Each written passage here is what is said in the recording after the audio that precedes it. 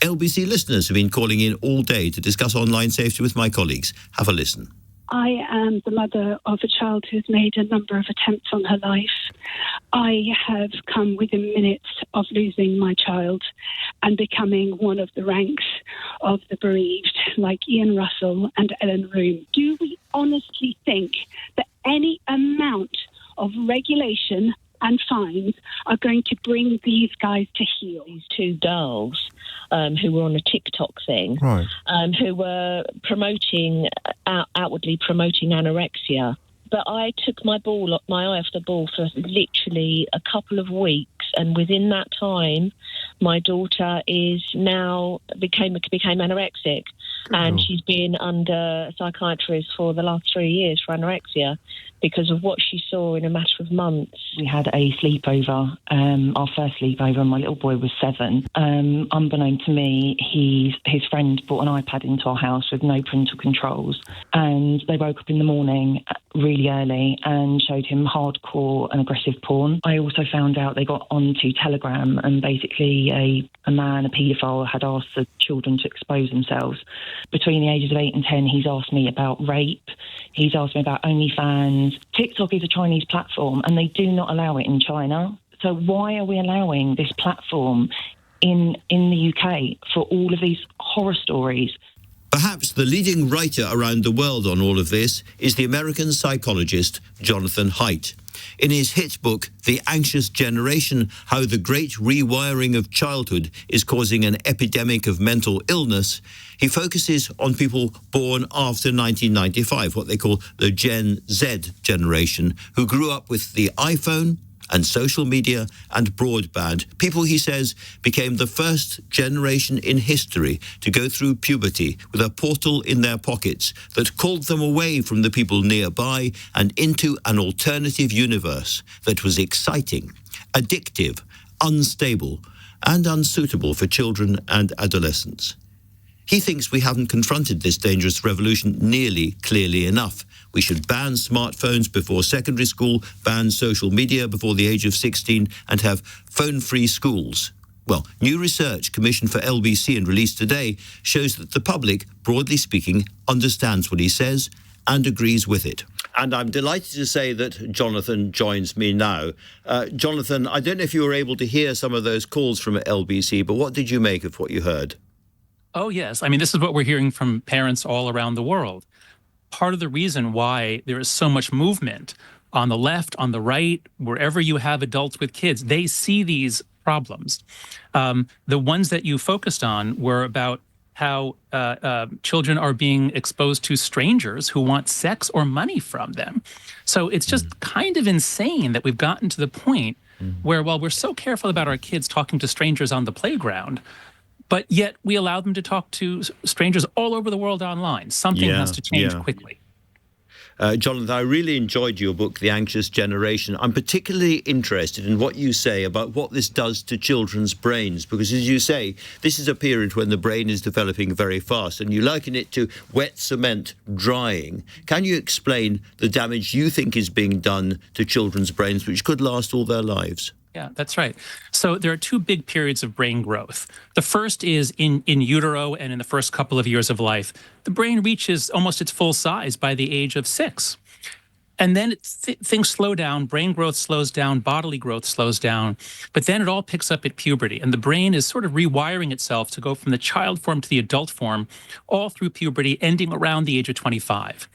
This is the period when the brain needs guidance from your local culture into how do you become a proper Brit or American or whatever it is. This is why kids are looking for role models. So this really starts around age 9, 10, 11. Early puberty is when this period is so crucial. And when do we start our kids on social media? Right about then. And so rather than learning from their culture, learning from their elders, they're learning from weirdos selected by an algorithm for extremity. And so we're putting garbage into our kids at the most vulnerable time of brain development. And at the same time, we're stopping the development of focus and intelligence and concentration as well. I mean, I couldn't do this show that I do every day without some degree of being able to concentrate. sometimes for some time. And if I wasn't able to do that, I couldn't do my job. And I wonder whether we are growing children who cannot concentrate in the same way as older generations. Absolutely. Yes. Actually, Andrew, I spoke with you when I was in London, I think it was in April. And at the time, I was focused on the mental health harms.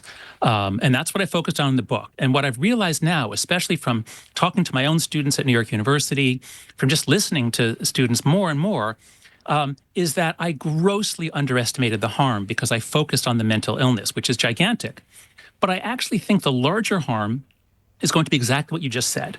Many young people now say they cannot read a book because as soon as you get bored with anything, as one of my students said, I open a book, I read a sentence, I get bored, I go to TikTok. So if they're not able to read a book, and many of them are now saying they can't watch a movie. They can't watch a 90-minute movie. They can't pay attention for that long. They need multiple screens, multiple distractions. And so as basically there was the little intro overview, I heard the audio just before you and I came on, talking about how if a whole generation of humans across the world, across the Western world at least, if they can't pay attention, can't read a book, it's going to be very hard to see how they're going to be productive members of society or how they're going to handle the very, very difficult governments and politics that we're handing on to them. Yeah. So this is a giant and very dangerous experiment that we are conducting in real time. But you did mention the harms and the suicides, and you have some very, very dramatic graphs in your book about the number of children being admitted to acute mental hospitals or units, and the number of people sadly killing themselves. And they go shooting up at exactly the same time as the smartphone arrives. That's right. So the first chapter of my book chronicles what has happened across the Western world, particularly the English-speaking countries. For some reason, the 5 or 6 major English-speaking countries, we're like on exactly the same schedule. And when you track out the mental health stats, you find no real trend from the 90s through about 2010, 2011. Then all of a sudden, the numbers go shooting up. Now, some people say, oh, well, Gen Z, they're just comfortable talking about it. They're willing to admit it. No. If that was the case, then we would not see it in behavior, and we do see it in behavior, most clearly in self-harm. And so here, there's very good data in the UK from medical records. We have good data in the US from hospital admissions. And what we see is in both countries and in Australia and New Zealand, what we see is, especially for girls, relatively flat rates, and then boom, around 2013, the rate more for preteen girls, the rate is almost triple. So preteen girls did not used to cut themselves, and now they do. So something went really wrong around 2012. Whatever it is, it hit preteen girls the hardest. I wonder what it could be. That's the year that Facebook bought Instagram. That's the year that girls' social life moved on to Instagram. So in a way, you're pulling the warning lever for governments all around the world. The Australians have gone quite a long way. We have the Online Harms Bill. And at LBC, we've had a day devoted to this subject. Peter Kyle, who's the Secretary of State who covers this stuff, has been talking to one of my colleagues, Sheila Fogarty. And I'd be very interested in your view about what he's said. If you listen carefully, we'll just hear him now. Look more fully about some of the things that are being said. If you take Elon Musk, for example, he said some pretty strident things about regulation, but one thing he's been pretty consistent at is about keeping children safe online. He's been very, very outspoken about child safety. If you look at Mark Zuckerberg, there was a lot of attention about the statement he made before the inauguration back in January. But actually that statement that talked about free speech also said, and I quote pretty much verbatim, that we need to do better at taking illegal content down and keeping children safe. So there is a lot more nuance in there, even from those people who are leading these big tech companies when it comes to child safety. Now, I think, Peter Kyle's a good guy. Nonetheless, do you detect a certain amount of complacency or naivety, perhaps, there about the willingness of the big American tech companies to do what's right? Well, yes and no. And let's distinguish between the two companies. So Meta is, I think, the biggest perpetrator here of harm, along with TikTok and Snapchat. But Meta has a very, very long history of opposing any attempt at regulation. They're very, very powerful, very effective in the U.S. at stopping any regulation to protect children. What Zuckerberg wants to do is keep the focus on content. This is just about harmful content. And we have 3,000 content moderators we've just hired. We have stated. So if you keep the focus on content, that's where Zuckerberg wants it. But it's not the content. It's the design. These things are designed to hook children and keep them on. And that's what is really harming them, is a lot of it is just the loss of childhood. 5 hours a day is the average. A lot of kids are on 10 hours a day just on social media. So no, just taking down some content isn't going to matter. But a different point about Elon Musk. Musk is a little different. It's true. A very important point was that X and the CEO of X, Linda Yaccarino, were very helpful in trying to get our Kids Online Safety Act through Congress. She would not have done that without Elon's approval. And Elon tweeted support. And so did Donald Trump Jr. So I think we are seeing this as a bipartisan issue.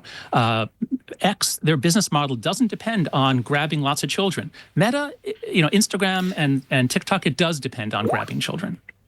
So that's really interesting, because you occasionally hear the argument here, we can't really protect our children politically from what's going on because Elon Musk and Donald Trump will get cross and come after us.